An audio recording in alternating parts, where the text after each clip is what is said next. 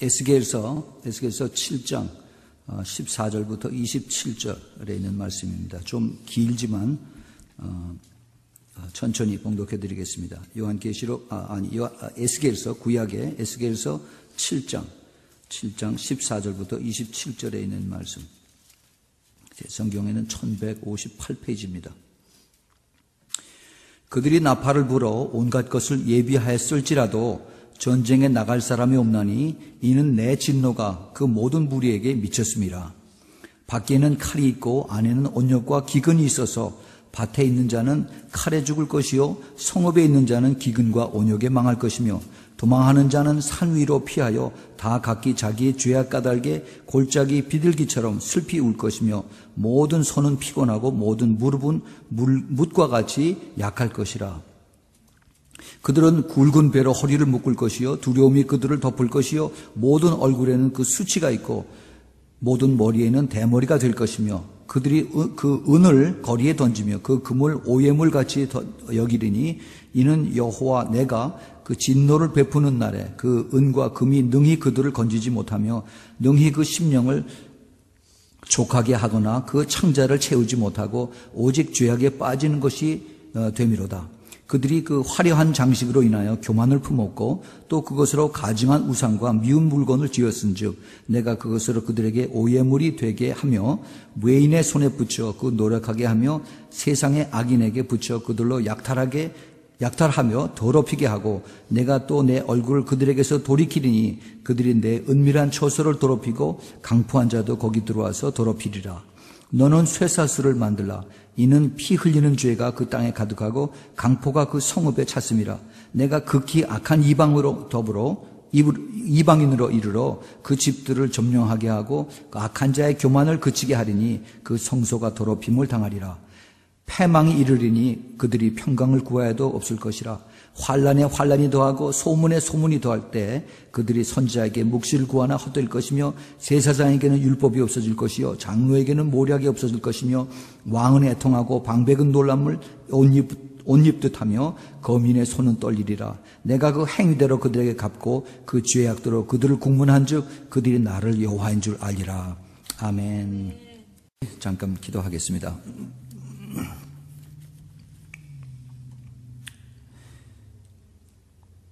사랑의 아버지 하나님, 이제 저희들이 겸손하게 옷깃을 여밀고 그리고 이제 저희들의 마음의 문과 영의 귀를 열어서 이제 주님의 음성을 듣는 시간입니다.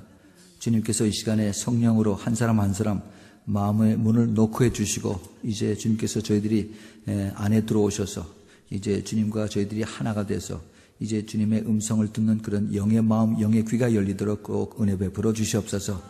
그뿐만 아니라 저희들의 마음이 옥토가 되어서 주님의 이제 말씀을 듣고 그리고 하나님의 말씀에 씨가 떨어져서 이것이 이제는 많은 열매 맺는 그러한 축복이 임하게 허락하여 주시고 그리고 마지막 때에 정말 깨어서 예비하고 준비하는 우리 모두 되도록 꼭 축복하여 주시옵소서.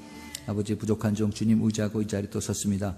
주님께서 이 자리에 함께 하셔서 주님의 능력으로 함께 해주시고 말씀의 권능으로 주님께서 붙들어 주시사 아버지 주님의 기뻐하시는 말씀만이 선포될 수 있도록 성령께서 늘 붙잡아 주시고 성령의 기름 부음과 성령의 권능이 함께 하여 주시옵소서. 아버지 하나님, 이 시간에 악한 영 조금도 틈타지 않도록 오직 성령의 운행하심만으로 충만하게 채워주시고 그리고 이 시간에 아버지 이 자리를 또 그리고 이 방과 그리고 이 건물을 하나님께서 천사들로 천군으로 보내주시사 아버지 옹유해 주시고 오직 주님의 임재가 강하게 이 시간에 나타나게 주님 축복하여 주시옵소서. 예수 그리스도 이름으로 간절히 기도합니다. 아멘. 오늘은 계속해서 도적같이 오리라 하는 그 제목으로 5번째 시간을 말씀을 드리겠습니다. 이 도적같이 오리라 하는 그 제목은 예수님께서 오실 때 그 준비 안 된 사람들에게 깜짝 놀라게 도적같이 오리라 하는 그런 말씀이고 그리고 준비된 사람들에게는 이미 다 이제 모든 표적과 그리고 이제 사인과 그리고 우리 주위에 나타나는 것으로 이미 다 예비를 하고 있습니다. 그것뿐만이 아니라 이제 또 도적같이 오리라 하는 뜻은 여기에 준비 안 된 사람들에게 이제 놀라운 예기치 못한 그런 하나님의 심판이 우리들에게 갑자기 들여닥친다 하는 것을 여기서 우리 동시에 말씀을 해주고 계십니다. 하나님이 마지막 때 그 구원 계획과 하나님의 그 경륜, 이것은 성경을 통해서 구약의 39권하고 36권하고 그 다음에 신약의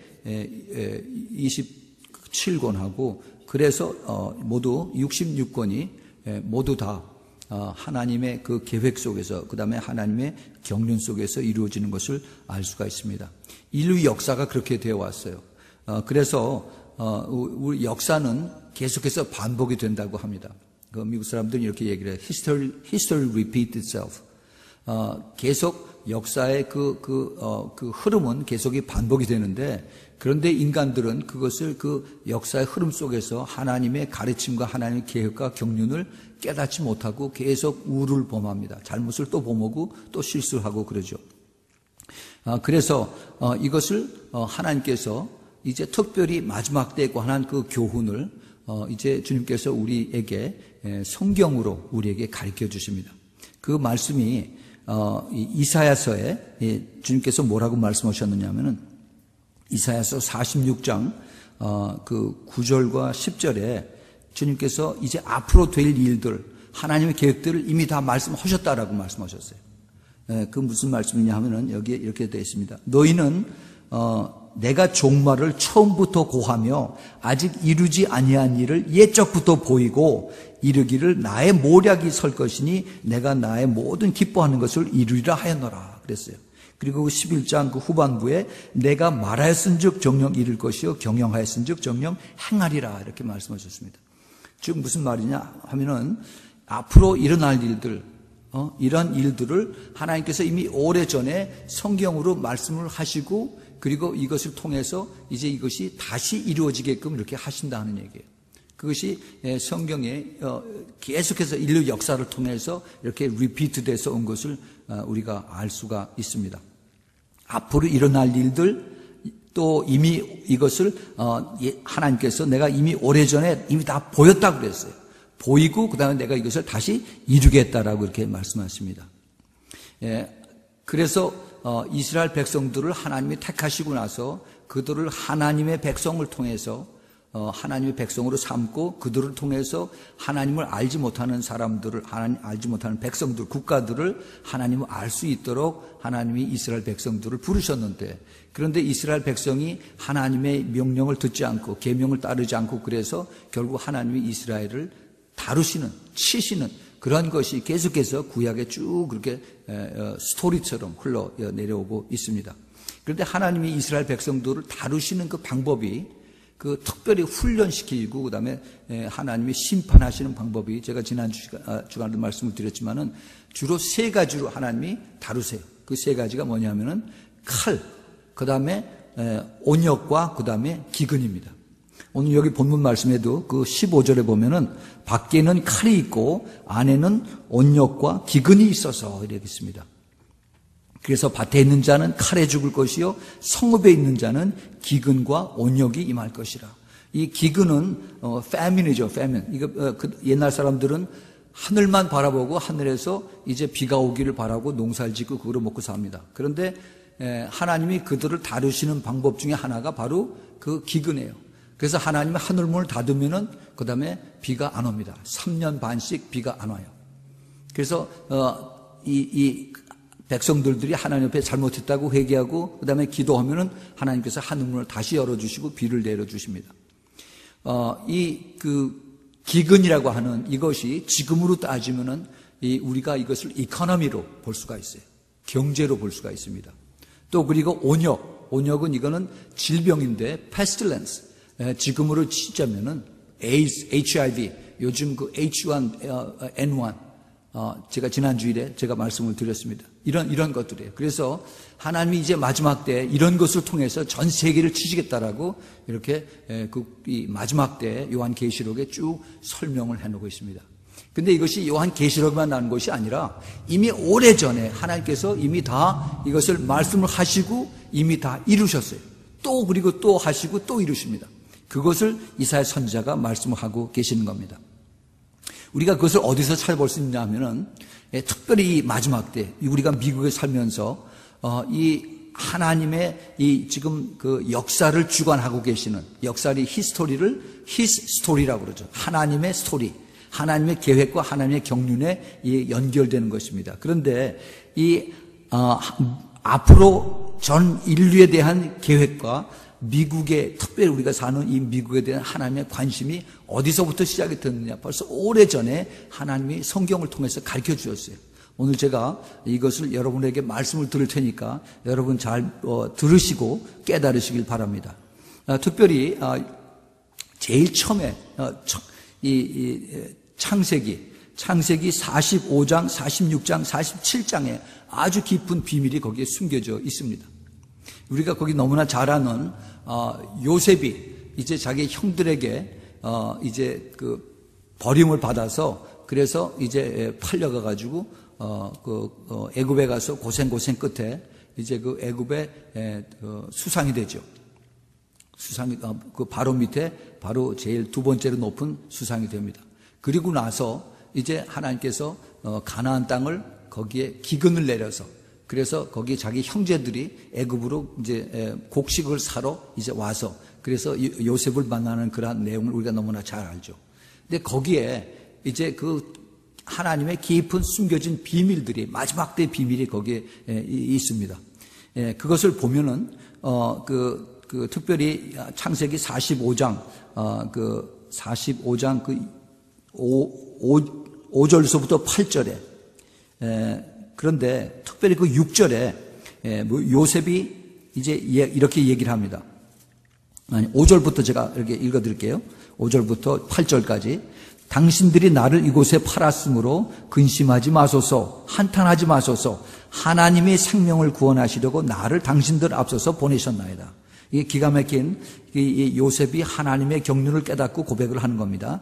이 땅에 2년 동안 흉년이 들었으니 아직 5년은 기경도 못하고 추수도 못할지라 하나님이 큰 구원으로 당신들의 생명을 보존하고 당신들의 후손을 세상에 두시려고 나를 당신들 앞서 보내셨나니 그런즉 나를 이리로 보낸 자는 당신들이 아니요 하나님이라. 하나님이 나로 바로의 아비를 삼으시며 그 온 집에 주를 삼으시며 애굽 온 땅에 치리자를 삼으셨나이다 라고 이게 엄청난 하나님의 계획을 아는 그러한 고백을 여기 하고 있습니다. 여러분들이 이제 제가 말씀드리고 있는 이 창세기 45장, 46장, 47장에서 하나님의 경륜을 깨닫고 앞으로 하나님이 미국에 대한 계획, 아니 전체를 대한 전 그 인류를 향한 하나님의 계획의 그 경륜을 깨닫으시기 바랍니다.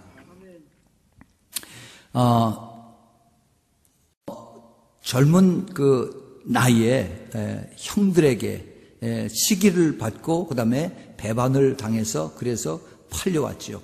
참 말도 안 통하는 곳에 강제로 이민을 오게 되었습니다. 그래서 거기서 참 열심히 일을 해서 그래서 이제 그 어느 큰 집안에 이제 그 신임받는 그 자리까지 올라갔는데 거기서 잘 풀릴 줄 알았더니 거기서 또 감옥소를 또 들어갑니다. 그렇죠? 그래서 그 감옥소에서 이제 그 같이 들어온 한 그 동료의 그 꿈을 해석을 해줘서 그래서 이제 그 사람이 이제 잘 풀려서 나가서 그 사람의 힘을 써가지고 자기를 끌어줄 줄 알았더니 그냥 그대로 감옥소에서 그 사람이 잊어버리는 바람에 2년을 그대로 있습니다. 근데 2년을 있다가 나온 것 중에도 그것도 하나님의 경륜이 역사에서 그 나라의 총 대통령인 바로가 그 요셉을 기억나게 해서 그래서 요셉을 끌어내와 가지고 이제 그 바로가 꾼 꿈을 두 가지를 해석을 해주는 그런 것으로 인해서 이제 그가 그 감옥소에서 나온 것뿐만이 아니라 애굽의 총리로서 이제 발탁을 받아서 그래서 이제 그가 그런 위치에 있음으로 인해서 자기의 온 가족들을 이제 데려오는 그런 것을 이제 얘기를 하고 있습니다. 그런데 이제 그 요셉이 한 얘기 중에 그 6절에 이 땅이 그동안 7년 동안 풍년을 누렸고 그 다음에 지금 2년 동안 흉년이 내려서 당신이 먹을 것이 없어가지고 2년을 참지 못하고 그 다음에 2년을 견디다 못해서 그 다음에 여기에 이제 곡식을 사러 왔는데 근데 그 곡식 사러 온 것으로 인해서 이것이 끝났다고 생각하지 마시오. 앞으로 5년을 더 흉년을 이제 경험을 해야 될 것입니다라고 얘기를 한 겁니다. 자, 여기에 이거를 잘 생각을 했어요. 여기는 지금 아직 그 모세가 나타나기 전입니다. 모세가 나타나기 전, 엑소더스 그 출애굽기에 들어가기 전에요. 그래서 지금 이 바로가 하나님의 페이버를 받아서, 그래서 이 요셉과 그다음에 자기 아버지 야곱 모든 형제들에게 큰 페이버를 주는 그러한 상태입니다. 그런데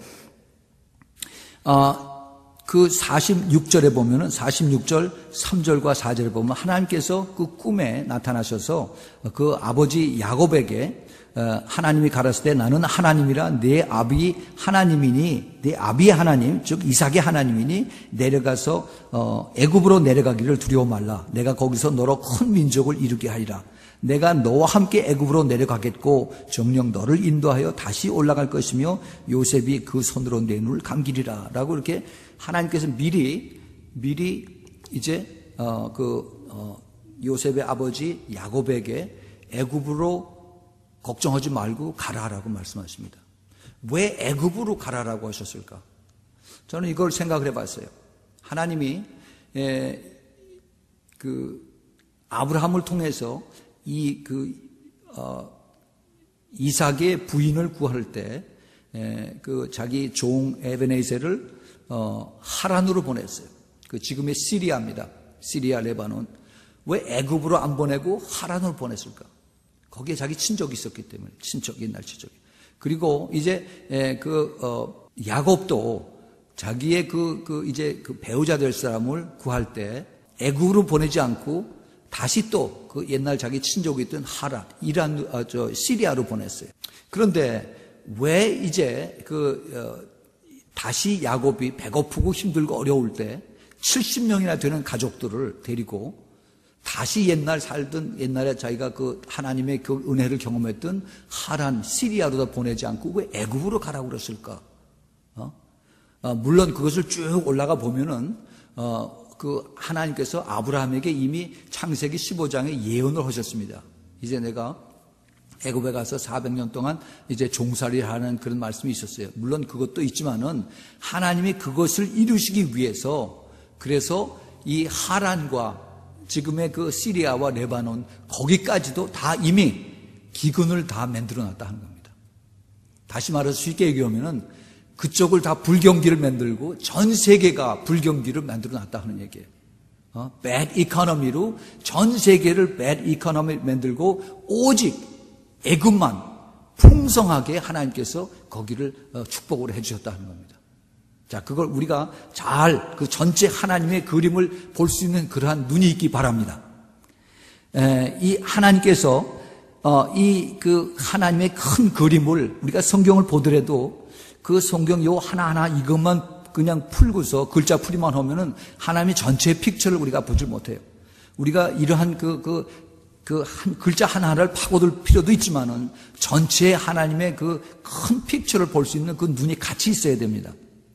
그런데 이제 그 하나님께서 오늘 거기 뭐라고 그랬어요? 하나님이 요셉 한 사람 때문에 에집트 전체가 축복을 받는다는 겁니다. 여러분 그게 이해가 가세요?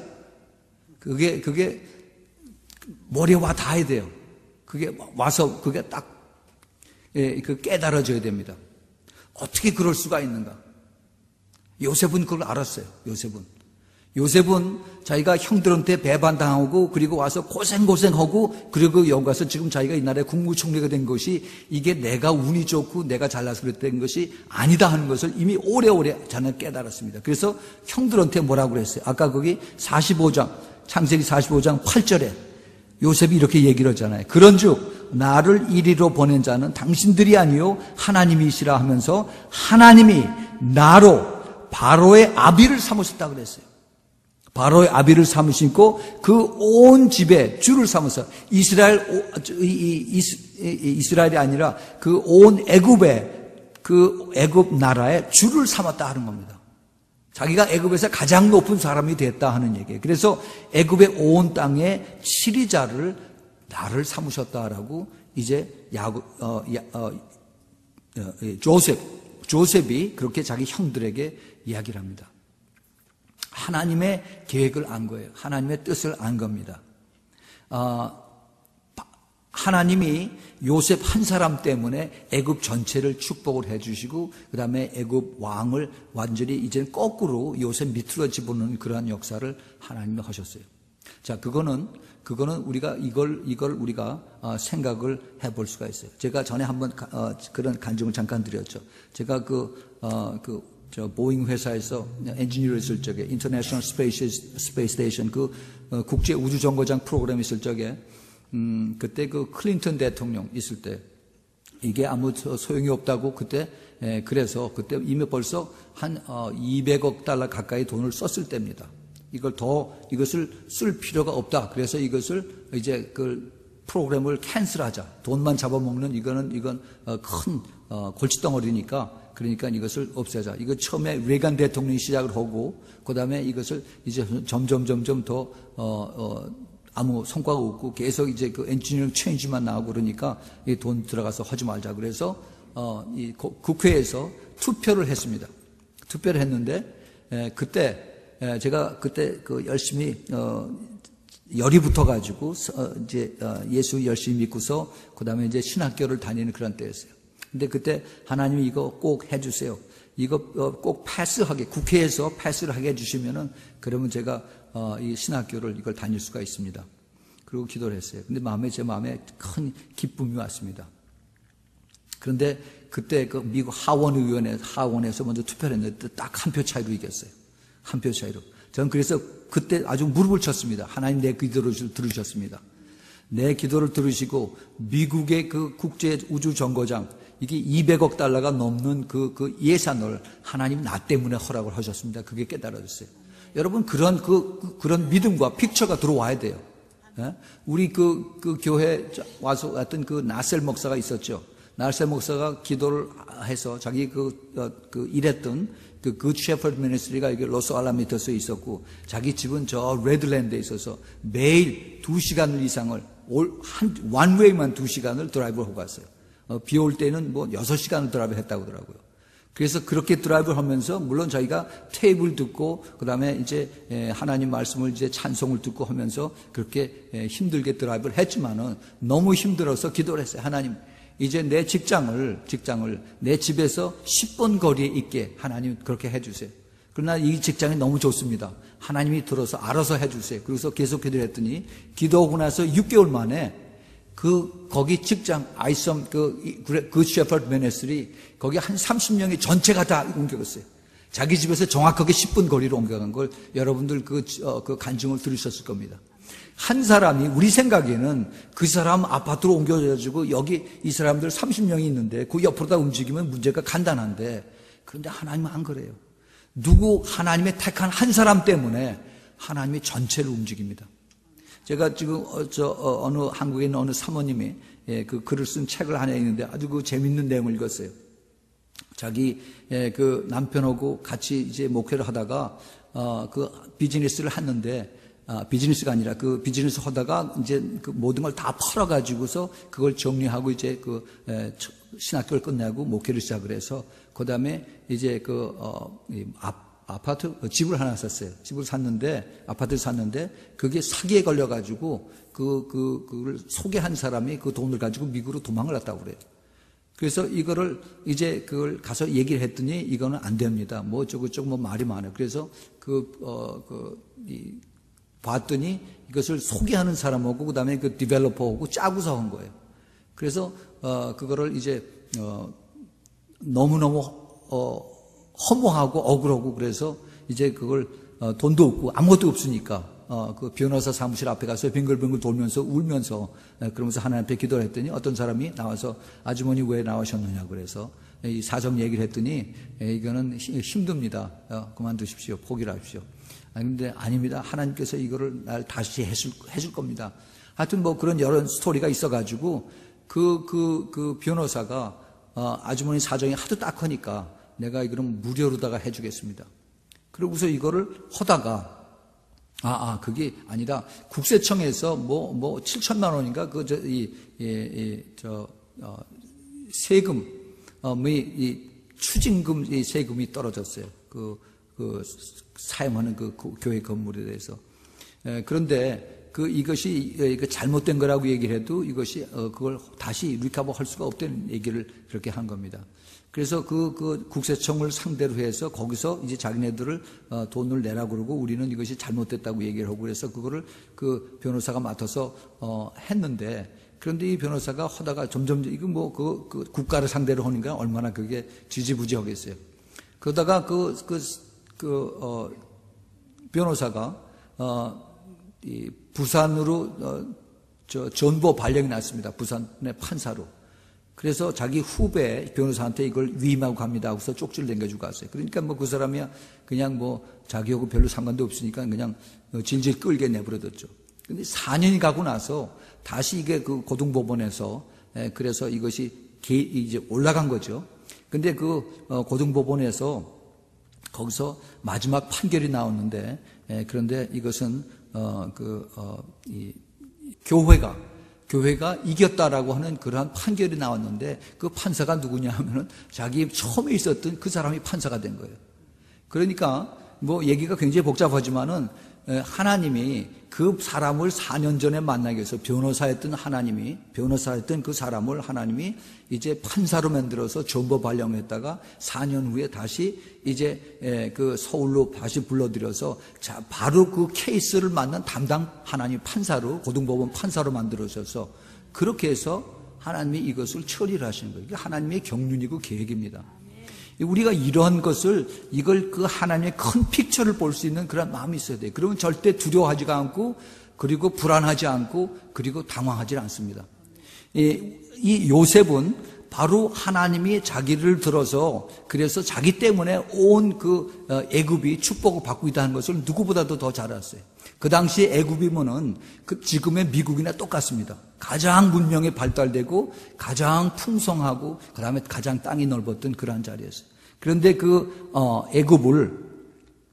애굽을 이제 요셉이 거기에 총리가 되고 있으면서 점점 이제 5년이 더 지나가면서 이제 기근이 더 심해집니다. 다시 말해서 에코노미가 경제가 점점 더 불황이 되고 그다음에 더 살기가 힘들어지는 그런 내용이 47절 13절에 나옵니다. 47절 13절에 창세기에 기근이 더욱 심하여 사방에 식물이 없고 애굽 땅과 가나안 땅이 기근으로 쇠약하니 그랬어요. 그 당시에 애굽 땅과 가나안이 전체 북미와 중미, 남미가 전체가 다 기근으로서 쩔쩔쩔쩔 맺고 먹을 게 없다 하는 그런 얘기를 이제 하고 있는 겁니다. 그래서 그 다음에 그 14절을 보면은 온 세계 경제가 이제 바로의 왕에 의해서 이제 컨트롤 할 수 있는 것을 볼 수가 있어요. 그래서 모든 땅을 다 몰수를 합니다. 돈을 몰수하고 땅을 몰수해요. 그러면서 이제 정부가 이제 개인들의 그 모든 그 프로퍼티를 이제 하나하나 접수를 하고 그리고 컨트롤을 하기 시작합니다. 자, 이거는 굉장히 중요한 앞으로 있을 그러한 계획을 우리가 여기서 볼 수 있어야 됩니다. 요한계시록 6장에 보면 5절서부터 8절 사이에 그 재해가 나오는데 거기에 검과 흉년과 사망이라고 하는 그러한 재해로 이제 많은 인간들의 거기서 죽을 것이라고 하는 그러한 내용이 나옵니다. 바로 이것이 바로 그런 내용이에요. 그래서 창세기 47장 15절서부터 20절까지 그 내용을 보면은 거기에 이제 많은 힘들은 고난을 통해서 이 애굽 땅과 가나안에 있는 사람들이 우리에게 식물을 주소서 먹을 걸 주소서 하면서 이제 스스로 자기 자신의 모든 자유를 포기합니다. 그 자유를 포기한다는 얘기는 그들의 장자권을 포기하는 거나 마찬가지예요. 그래서 스스로 자기 자신들이 이제 그 바로의 왕에게 종이 되겠다고 하는 겁니다. 슬레이브가 되겠다고 하는 거예요. 자, 이거는 지금 우리의 현실하고 똑같습니다. 경기가 나쁘기 때문에 이제 그 뱅크들이 다 문을 닫게 돼요. 큰 뱅크들이.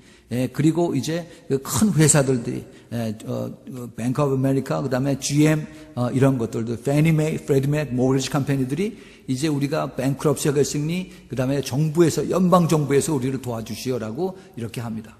연방 정부에서 페더럴 거버먼트에서 그냥 돈만 찍어내면 되니까 돈 막 찍어내고 그다음에 인플레이션 하고 나서 그다음에 거기에 그 컨트롤링 파워를 이제 하나하나 접수를 하는 겁니다. 여러분들 거기 그거를 볼 수 있어야 돼요. 앞으로 미국의 연방 정부가 어떠한 지금 방향으로 나가고 있는가 이걸 볼 수 있어야 됩니다. 그래서 그 바로가 바로 모든 기업을 몰수를 합니다. 양들을 몰수하고 소루와 나귀와 그다음에 땅을 몰수하고 결국은 사람들을 몰수해서 종으로 만들고 노예로 붙들어 갑니다. 그런데 거기서 딱 두 가지의 종류의 사람들이 이제 그 바로에게 가지 않는 그런 내용이 거기에 15절서부터 20절 사이에 나옵니다. 첫 번째 사람은 누구냐 하면은 애굽의 제사장들이에요.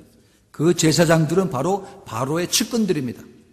지금으로 말하자면은 오바마 대통령의 측근들, 바로 데모크라틱 그 진보주의자들이고, 그 다음에 그 화이트 하우스의 그 주위에 있는 그 에이콘이라고 요즘 한참 말 많죠. 그 다음에 또 그 사라고 해서 대통령 특별 보좌관으로 막 지명을 합니다. 아주 레디컬한 사람들을 지명을 해서 그들에게 특권을 줍니다.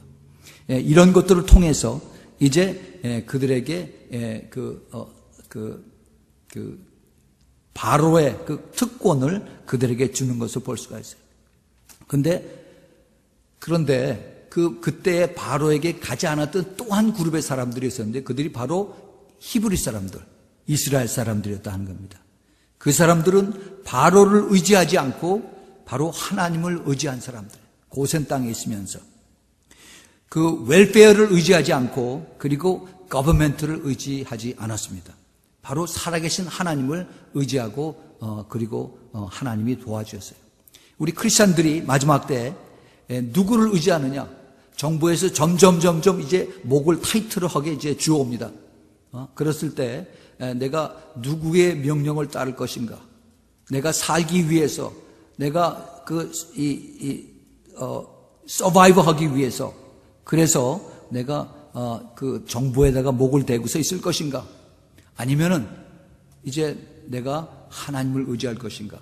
이 크리스찬들이 자기의 장자권을 결정을 어떻게 해야 될 것인가 하는 것을 결정해야 될 때가 옵니다. 그 장자권이, 크리스찬들에게 장자권이 무엇이냐? 믿음이에요, 믿음. 믿음을 내가 팔아먹느냐? 아니면은 내가 죽을지언정 끝까지 예수님을 따라가느냐? 그 결단을 해야 될 때가 이제 머지않아서 옵니다. 하나님을 의지했던 그 히브리 사람들은 창세기 47장 27절에 이렇게 기록을 하고 있습니다. 이스라엘 족속이 애굽 고센 땅에 거하며 거기서 산업을 얻고 생육하며 번성하였더라. 자, 이거 기억을 하세요. 지금 그때 거기는 엄청난 famine, 그 다음에 비가 안 오고 그 다음에 질병이 있고 사람들이 픽픽 쓰러져가는 그러한 때입니다.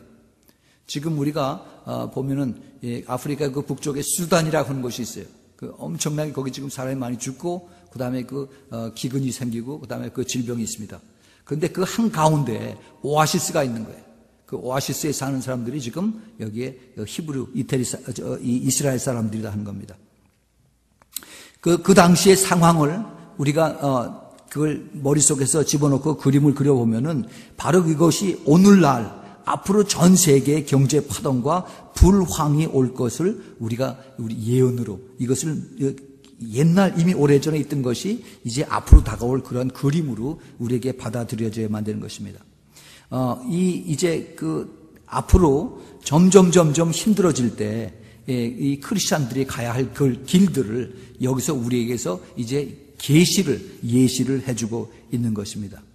내가 내 생명을 위해서, 내가 먹고 살기 위해서 내가 정부에다가 웰페어를 받고 살아갈 것인가? 아니면 하나님을 바라보고 살아갈 것인가? 내가 정부를 바라볼 때는 할 수 없이 내가 짐승의 숫자 666을 받아야 되는 것입니다. 그러나 내가 끝까지 죽으면 주리라 하고 주님만 바라보면은 주님께서 뭐라고 하셨냐면은 내가 머리털 하나도 건드리지 않도록 내가 하나님 보호해 주신다라고 그랬어요. 믿음의 결단을 해야 됩니다. 눈으로 보면은 바닷물이 흉흉하고 그리고 점점 나를 다 삼킬 것처럼 다가옵니다. 그러나 그때 내가 나의 결단을 해야 될 때가 이제 머지 않아서 올 것입니다. 경제 현실을 우리가 좀 더 자세하게 우리가 보겠습니다. 오늘은 이거 시간이 없기 때문에 그 파트 1만 제가 말씀을 드리겠어요. 미국의 경제 현실은 처음에 아주 탄탄하게 시작을 했습니다. 미국의 우리가 지금 살고 있는 이 나라의 $1, 이 $1는 미국 정부에 의해서 모든 신뢰와 가치를 보장을 받습니다. 그래서 거기에 해당하는 금으로서 그 값어치를 보장하는 것을 미국의 헌법으로 그것을 보장을 했습니다. 그런데 그것에 대응하기 위해서 켄터키 주에 가면은 거기 군인 기지가 있는데 포트 낙스라고 하는 데가 있어요. 거기에 이제 큰 금고가 있는데 그것에 그 금고를 9.2 밀리언 이 920만 파운드의 금괴를 그 안에 이제 집어넣고 있습니다. 이것이 미국의 화폐를 이거를 보증하는 그러한 그 가치에 그것을 집어넣고 보호를 하고 있었습니다. 그런데 그 금을 거기다 집어넣는 숫자와 그 다음에 돈을 찍어내는 숫자하고는 이건 비교가 안 돼요. 점점 돈 찍어내는 숫자가 점점 많아집니다. 지금 이 금 한 아운스에 지금 1,000불까지 올랐어요. $1,000. 옛날에 한 300불, 400불 하던 것이 지금 $1,000에서 1아운스에. 그 1아운스를 그래서 지금 그 920만 파운드의 그 금, 이것을 한 파운드가 16아운스니까 이거를 계산하면은 약 1,470억 달러의 값어치를 우리가 그 금으로서 환산을 할 수가 있습니다. 그런데 지금 그 금의 값어치하고 지금 현재 미국의 통화돼서 돌아가는 이 전체 액수가 추측이 얼마 되냐면 약 8조 3천억 달러. 8조 3천억 달러가 지금 돌아가고 있습니다. 그러면 그 돌아가고 있는 그 통화량의 거기에 비해서 금의 저장량을 비교를 하면은 전에 그렇게 $1를 전체를 다 금으로 그것을 그 밸류를 보장을 해 줬던 것에 비해서 지금은 $1당 2센트 정도밖에 금이 여기서 보장이 안 된다는 얘기입니다. 이거는 그 얘기는 무슨 얘기냐면은 그 달러의 값어치가 거의 없어졌다 하는 그런 얘기예요. 이 달러의 값어치는 이제는 미국뿐만이 아니라 전 세계 경제 사정에 의해서 그래서 결정이 됩니다. 이제는 글로벌 이코노미로 인해서 그래서 이제는 미국의 경제가 이제 앞으로 나갈 수밖에 없어요.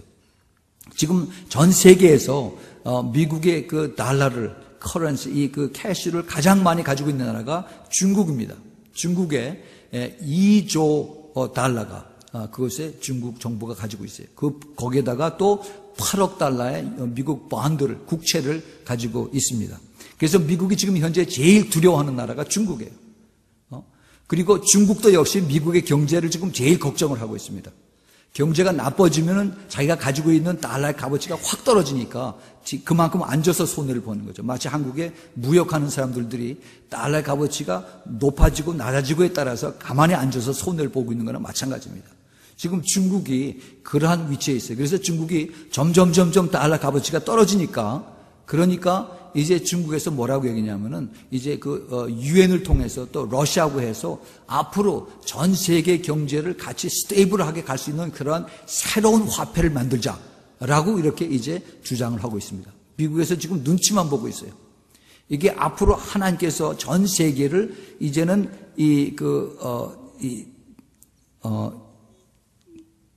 common new economy system으로서 이제 이끌어가는 그러한 징조를 우리가 여기서 볼 수 있어야 됩니다. 지금 현재는 미국이 전 세계에서 가장 부자 나라고 그다음에 가장 강한 나라고 그래요. 그런데 궁극적으로 가장 강하고 부한 나라는 인구가 많은 나라가 부한 나라가 되게끔 되어 있어요. 그것이 이제 롱텀으로 보면 그것이 하나님의 역사입니다. 그런데 하나님의 역사는 그때까지 기다리지 않아요. 이제 하나님께서 이제 이것을 통해서 이제 모든 새로운 이코노미, 즉 새로운 경제 시스템을 받아들임으로 인해서 그래서 이제는 전 세계가 같이 따라갈 수 있는 것을 이제 그 길을 열어주고 있습니다.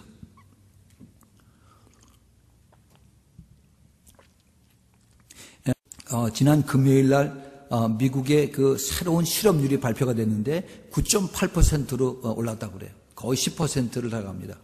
그런데 이것은 전에 없었던 만큼은 엄청난 높은 지수로 계속 올라가고 있대요. 그런데 여기에 early retirement, 일찍 은퇴해서 그래서 이 사람들이 아직 일할 수 있는 나이인데 할 수 없이 자기네들이 일찍 은퇴하고 그리고 집에서 쉬는 사람들, 이런 사람들까지 다 합치면은 거의 실업자 수가 거의 한 17% 된다고 이렇게 얘기를 합니다. 그런데 이거는 이 점점 더 높아질 가능성이 있고 앞으로 1년 동안은 더 계속될 거다, 이런 지금 추측들을 내놓고 있습니다. 그리고 이제 집 가지고 있는 사람들, 홈, 모게지, foreclosure, 집들을 파산하는 것이 점점 많이 늘어나죠. 이 파산이 작년 10월 달에 그 경제가 완전히 미국에서 나빠진 이후로 인해서 작년 말서부터 금년 초에 이 6개월 동안에 가정 개인 집들이 파산한 숫자가 약 40만 채 정도 됩니다. 40만 집 수가. 그런데 이것이 통계적으로 얼마냐? 미국 전체 every 350개 집 하나에 하나씩 이제 foreclosure를 한 거나 마찬가지, 파산한 거나 마찬가지입니다. 그런데 특별히 캘리포니아하고 플로리다 그리고 네바다는 이게 훨씬 더 많아서 매 140집마다 이제 그런 한 채꼴로 그렇게 이제 파산을 한 겁니다. 그런데 이 파산한 사람들이 그냥 파산하고 쉽게 나가는 것이 아니라 이제는 자기네들이 그 집에 있으면서 끝까지 버티는 거예요. 끝까지. 그러면서 있다가 할 수 없어서 이제 강제로 쫓아낼 때까지 있다가 집을 엉망을 만들어 놓고 그러고 나갑니다. 이거를 새로운 이제 용어가 생겨가지고 워커웨이라고 그래요.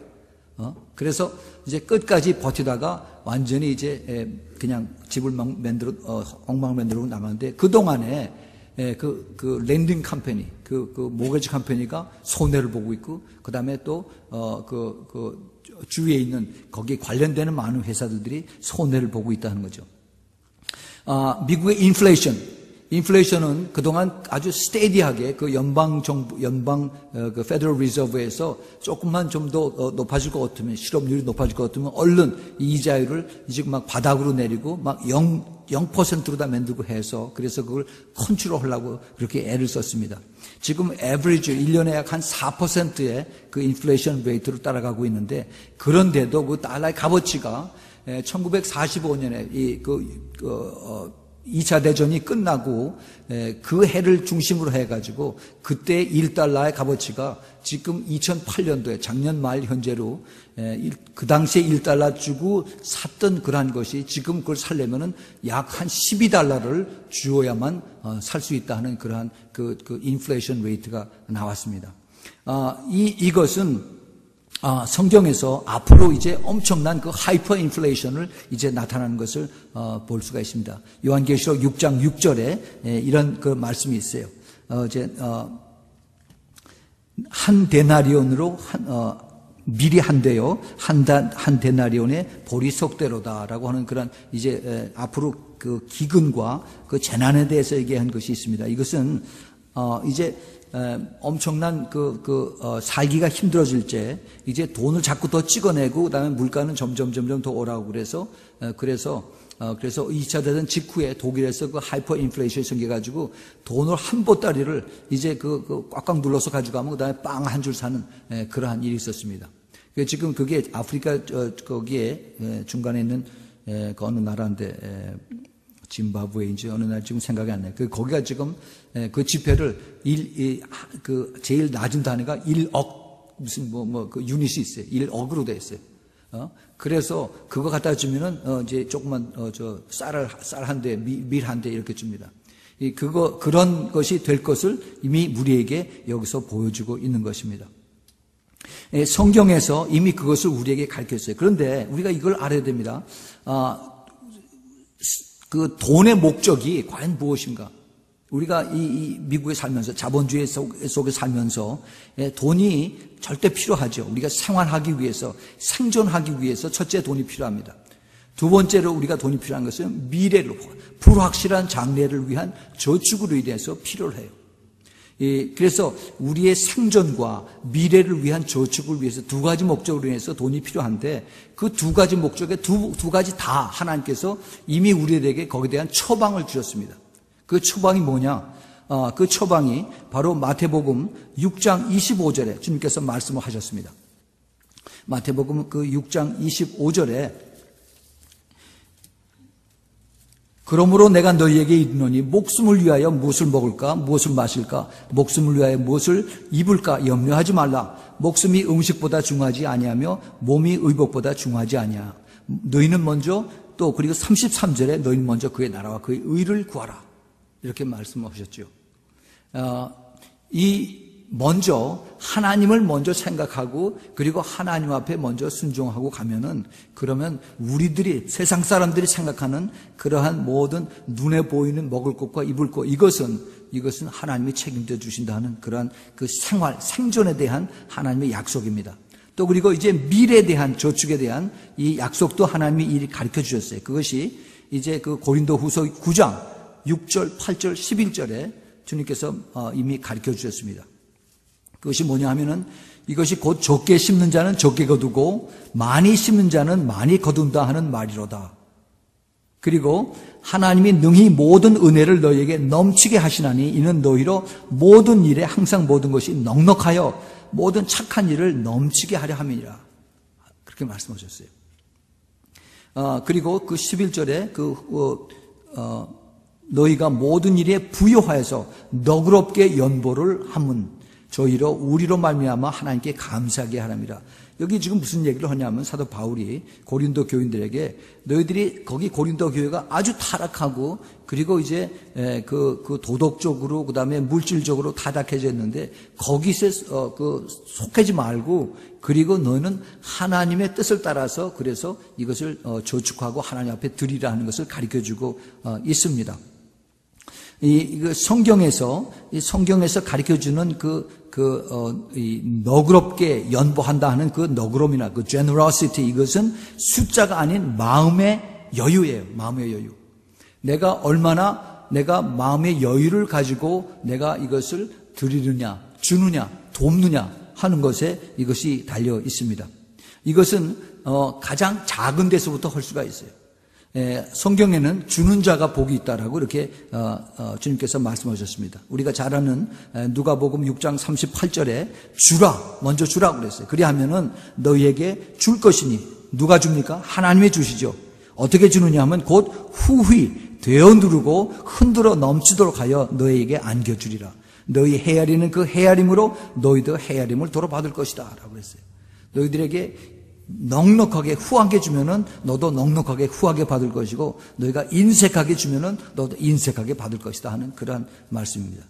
자, 우리가 이거 한번 적용을 해봅시다. 우리가 하나님 앞에로 가져오는 자, 하나님 앞에 가져오는 자는 하나님의 축복을 해주십니다. 교회로 가져오는 자는 하나님의 축복을 해주세요. 그리고 그 축복이 그 자기에게만 있는 것이 아니라 그 자손에게까지 내려갑니다. 왜냐하면은 그 주는 자가 복이 있다는 그 하나님의 영적인 축복으로 인해서 그래서 그 감사가 넘치고 그다음에 그 성령의 열매가 나타나는 거예요. 주는 사람의 그 마음을 여러분 한번 경험을 해보시기 바랍니다. 그 주지 않으면 그걸 느끼지 못해요. 내가 그것을 아무 때나 할 수가 없어요. 항상 줄 수 있는 그러한 준비를 해야 됩니다. 제가 항상 말씀을 드리죠. 주머니 속에 잔돈 1불짜리 항상 몇 개를 가지고 다니다가 꼭 길 가다가 필요한 사람이 있으면 그러면 꼭 주라고. 그게 아무나 한꺼번에 이렇게 나타나지가 않아요. 그냥 지나치게 되고 징그럽다고 그러고 그냥 멀리 피하지 내가 가서 줄 수 있는 그런 마음이 안 생깁니다. 그런데 내가 줄 때 하나님께서 나의 마음을 기쁘게 해주세요. 그리고 내가 이것을 통해서 하나님이 나에게 축복을 해주신 겁니다. 근데 그 반대로 하나님에게서부터 뺏어가는 사람이 있어요. 하나님에게서부터 훔쳐갑니다. 교회에서부터 훔쳐가요. 교회에다 갖다 놓은 찬송가가 없어져요. 교회 갖다 놓은 이 물질이 없어져요. 이거는 가져가는 자고 이건 도적입니다. 그런 축복을 받을 수가 없어요. 이거는 저주를 받게 됩니다. 왜냐하면은 이것이 자기 본인뿐만 아니라 그 가족들, 자손들에게까지 이것이 내려가요. 왜냐하면 그게 욕심, 탐심, 자기도 모르게 그렇게 하는 그게 바로 우상 이거기 때문에 골로새서 3장에 보면 바로 탐심이 바로 우상이라고 그랬습니다. 이 우상과 이 죄는 이것이 바로 마귀가 하는 것이고 악령이 하는 것이에요. 그래서 나도 모르게 그렇게 할 때 나는 대수롭지 않게 그렇게 하지만은 그런데 이것이 점점 쌓이면은 그게 내가 받을 수 있는 축복을 내가 스스로 다 막아버리고 끊어버리는 겁니다. 누가복음 12장 15절에 예수님께서 이렇게 말씀하십니다. 저희에게 이르시되 삼가 모든 탐심을 물리치라 라고 했어요. 사람의 생명이 그 소유에 넉넉한 데 있지 아니라 가장 중요한 것이 우리 생명이 영혼이 잘 되는 것입니다. 그리고 우리가 하나님을 믿을 때 의지할 때 하나님께서 필요한 것을 다 이제 프로바이더 다 보내주신다라고 이렇게 말씀을 하신 겁니다. 우리가 여기서 이제 미국의 현실을 대충 우리가 살펴봤습니다. 이 미국의 현실은 우리가 이 세상 속에서 돌아가는 이 미국의 현실, 미국의 경제, 미국의 달러를 봤습니다. 그러면은 우리가 한번 그것에 비해서 이것은 점점 이 세상에서 가치가 없어지고 인플레이션이 점점 커지고 그다음에 이제는 그거 가지고 옛날에 우리가 사던 거를 점점 더 몰수합니다. 옛날에 우리는 20불을 가지면은 가서 실컷 사고 남았었는데 이제는 언제 그것이 다 없어지냐 할 정도로 그냥 휙 없어지죠. 근데 거기에 비해서 그 천국의 달러를 우리 한번 생각을 해봅시다. 천국의 달러. 천국의 머니. 이거는 가장 확실한 것이라고 주님께서 우리에게 가르쳐 주십니다. 우리가 잘 아는 마태복음 6장 19절 20절에 너희를 위하여 보물을 땅에 쌓아두지 말라. 거기는 좀과 도둑이 해하여 도적이 구멍을 뚫고 도적질을 하느니라. 오직 너희를 위하여 보물을 하늘에 쌓아두라. 거기에는 좀이나 동록이 해하지 못하며 도적이 구멍을 뚫지 못하고 도적질 못하느니라. 가장 후하고 확실한 그 컴파운드 인터레스트, 복리 그 이자를 받을 수 있는 것이 바로 하나님 앞에 이제 저축을 하는 겁니다. 하나님은 절대 거짓말 하시는 분이 아니고 하나님은 우리를 실망시키시는 분이 아닙니다. 우리가 이것을 알고 우리가 이것을 분명히 믿을 수가 있다면은 우리는 점점 이게 슬리핑 어웨이, 점점 더 나빠져가는 미국의 그 정부만 바라볼 수가 없습니다. 우리가 이제 앞으로의 우리가 스스로를 결단하고 준비를 해야 되는 것입니다. 자, 이제 우리 늦었지만 우리 본문으로 가봅시다. 우리 본문에 이런 말씀이 있습니다. 이것은 오늘 그 에스겔서 7장 그 14절서부터 27절은 이제 그 이스라엘의 멸망과 그다음에 악한 자들에 대한 하나님의 심판과 그 경고입니다. 종말에 거기 이스라엘뿐만이 아니라 마지막 때 하나님의 그 경고, 심판이 여기에 같이 포함이 되어 있습니다. 이제 그 오늘 14절부터 시작인데 사실은 그 앞에 7장 5절부터 7절부터 먼저 봐야 됩니다. 7장 5절부터 7절에 주 여호와께서 가라사대 재앙이로다 비상한 재앙이로다 볼지어다 임박하도다 끝이 나도다 끝이 너를 치러 일어나나니 볼지어다 임박하도다. 하나님께서 지금 급하다 말씀하십니다. 이 땅 검이나 정한 재앙이 내게 임하도다. 때가 이르렀고 날이 가까웠으니 요란한 날이요 산에서 즐거이 부르는 날이 아니로라 라고 이렇게 하나님께서 미리 급하게 경고를 하고 계십니다. 그래서 무서운 재앙의 임박을 하시고 그 다음에 이제 그 다음에 9절 다음에 10절에 그 죄악의 몽둥이가 내려친다라고 그 다음에 말씀하고 계세요. 그리고 계속해서 그 심판의 하나님의 도구로서 칼과 온역과 그 다음에 그 기근, 즉 경제로서 하나님이 치시겠다 이렇게 말씀하세요. 그런데 하나님께서 과거에 이스라엘 백성들이 잘못된 그것을 다시 리마인드를 시켜주십니다. 그것이 뭐냐면 그 20절서부터 22절 사이에 그들이 화려한 장식으로 인하여 교만을 품었고 또 그것으로 가증한 우상과 미운 물건을 지었은즉 내가 그것으로 그들에게 오예물이 될 것이. 오예물은 바로 오물이고 그다음에 그 죽은 짐승의 이런 것들이에요. 죽은 사람들, 죽은 짐승과 이것은 아주 defiled되고 unclean된 거죠. 그래서 이것들을 너희들이 그 화려한 것을 내가 아주 손도 못 대는 그러한 것으로 다 만들어 버리겠다 하는 겁니다. 외인의 손에 붙여서 노력하게 하며 세상 악인에 붙여서 그들로 약탈하게 그다음에 더럽히게 하고 또 내가 그 얼굴을 그들에게서 돌이키리니 그들이 내 은밀한 처소를 더럽히고 강포한 자는 거기서 들어와서 더럽히리라. 내 은밀한 처소가 바로 하나님이 거하시는 바로 교회예요. 교회까지 이것이 들어온다 하는 그러한 하나님의 예언의 말씀입니다. 이것은 무엇이냐 하면은 바로 하나님이 축복을 하셔서 그래서 그러면은 하나님이 하나님의 은혜를 잊어버리고 그 다음에 재물이 우상이 된다 하는 그런 것을 여기서 가르쳐주고 계십니다. 이거는 옛날에 이스라엘 백성에 대한 말씀이 아니라 지금 마지막 때를 살아가는 우리들에게 주님께서 하시는 그 말씀입니다. 23절부터 27절에 이스라엘 땅이 이제 이방인의 천지가 되겠다라고 말씀하세요. 그동안 그렇게 되어 왔습니다. 이 미국은 특별히 이 크리스천 교회로 인하여 지구상에서 가장 축복을 받은 나라입니다. 그런데 이제 200년이 지나고 나서 이 미국, 이 교회는 하나님의 은혜를 잊어버리고 교만하고 자만해지고 그 다음에 돈이 우상이 되어서 예수님보다 돈을 위에 세우는 그러한 이제 교회로 미국인들로 그리고 미국 전체로 바뀌어지고 있습니다. 여기 한 가지 짚고 넘어가야 될 것이 그 24절에 내가 극히 악한 이방인으로 이르러 그 집을 점령하게 하고 악한 자들의 교만을 그치게 하리니 그 성소가 더럽힘을 당하리라 그랬습니다. 자, 극히 악한 이방인이 미국의 성소를 더럽힌다라고 했어요. 이것이 누구일까요? 여러 가지 우리가 추측을 할 수가 있습니다. 그런데 우리가 이것을 영의 세계에서 보면은 그 영적인 악한 극한 이방인, 제 생각엔 이것이 모슬림이 아닐까 이렇게 생각을 합니다. 이들이 이제 미국의 빠른 속도로 이제 자리 잡고 있고 아주 강한 그 목소리를 내고 있습니다. 그런데 하나님께서 먼저 하나님이 교회를 심판하신다라고 말씀하세요. 성소를 하나님 먼저 치리하시겠다라고 말씀하십니다. 그것이 우리가 잘 아는 베드로전서 4장 17절에 나와 있습니다. 어떻게 하나님이 교회를 심판하실까? 어떻게 하나님이 교회를 먼저 손을 대실까? 교회 안에 참 진리와 그 다음에 계시와 그 다음에 지혜의 말씀을 하나님이 차차차차 없애버리십니다. 복음의 능력을 하나님이 없애버렸어요.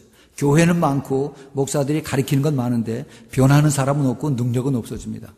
이것이 지금 하나님께서 교회에 대한 하나님의 그 심판의 그 손길입니다. 죄악의 몽둥이에요.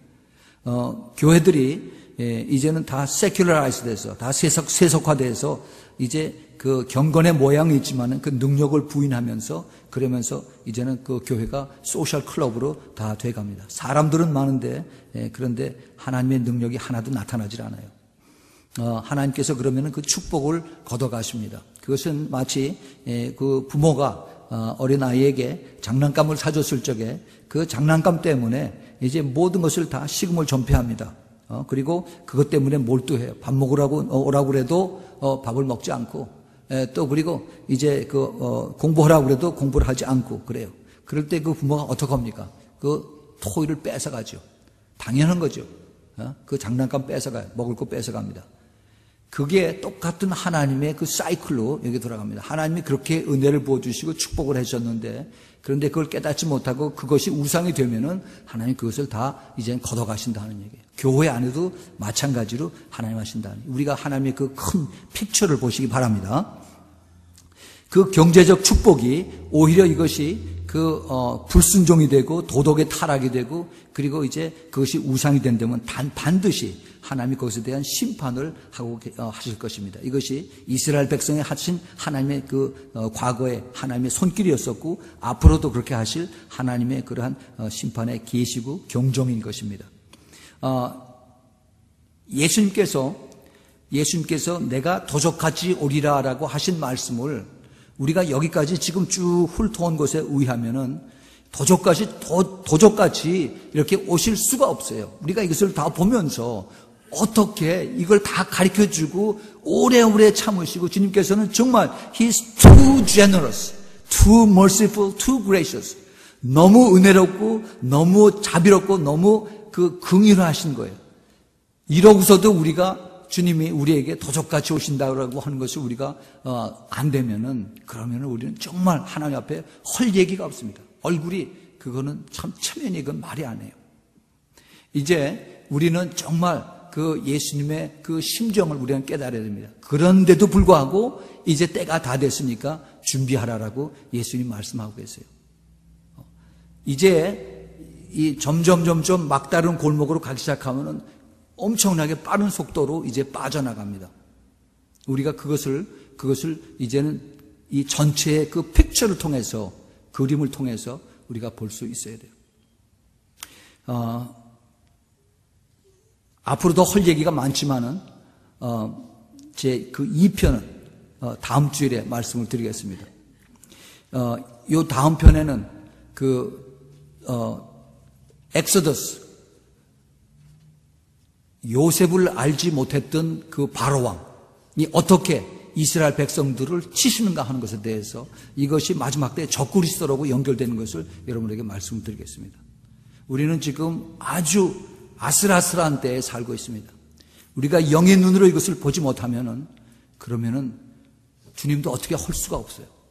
제가 바라기는 여러분들이 이것을 깨닫고 이미 오래전에 이사야 선지자를 통해서 내가 이미 벌써 종말을 고했노라. 내가 이미 다 말했고 이것을 내가 반드시 내가 이것을 이루리라 하는 그 말씀을 신중하게 들으시고 이미 창세기에서 하나님께서 요셉을 통해서 이루시고 이제 바로를 통해서 하신 것을 통해서 마지막 때 이룰 것을 이제 같이 보시는 그러한 조명의 그러한 그 영적인 계시가 여러분들에게 똑같이 임하기를 바랍니다.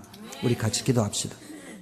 하나님 아버지, 오늘 저희들에게 마지막에 주님의 안타까운 그 심정을 저희들이 같이 나눴습니다. 오래전에 주님께서 그 이스라엘 백성을 구원하시기 위해서 그래서 그 요셉을 통해서 온 애굽이 축복을 받게 했던 그러한 그들이 이제는 그들이 애굽 속에서 같이 하나가 되어서 하나님을 멀리하는 그런 하나님을 알지 못하는 이방인으로 변해 갔을 때 하나님이 그들을 치셨습니다. 주님, 저희들이 더 늦기 전에 하나님을 두려워하고 회개하고 주님 앞에 나올 수 있도록 주님 도와주시고 주님 축복하시고 자비와 긍휼을 베풀어 주옵소서. 제발 바라옵기는 정말 도적같이 우리에게 임하지 않도록 내가 예비하고 깨닫고 준비하고 그리고 주님 앞에 참으로 깨어서 기도하는 우리 모두 되도록 꼭 은혜 베풀어 주시고 축복하여 주시옵소서. 이제는 예수 그리스도의 은혜와 하나님 아버지의 놀라우신 그 깊은 사랑과 그리고 성령님의 보호하심과 그리고 함께 하심과 또 그리고 내주하심과 기름 부으심이 하나님의 사랑하는 우리 아미성교회 교인들 머리 위에 그 가정 위에 하느님 위에 또 멀리서 이 CD를 듣는 하나님의 사랑하는 백성들 그들의 귀와 그들의 심령과 그들의 하는 모든 일에 지금부터 영원까지 함께 있기를 예수 그리스도의 이름으로 축원하옵나이다. 아멘. 주님 감사합니다. 주님 찬양. 할렐루야. 주님 감사합니다. 주님 찬양. 주님 은혜 베풀어 주시고 주님 깨닫게 해주셨고 주님 깨어서 일해서 준비하시도록 주님 꼭 붙들어 주시고 주님 축복하여 주옵소서. 할렐루야. 주님 찬양합니다. 주님 감사합니다. 할렐루야. 도와주시고 주님 축복.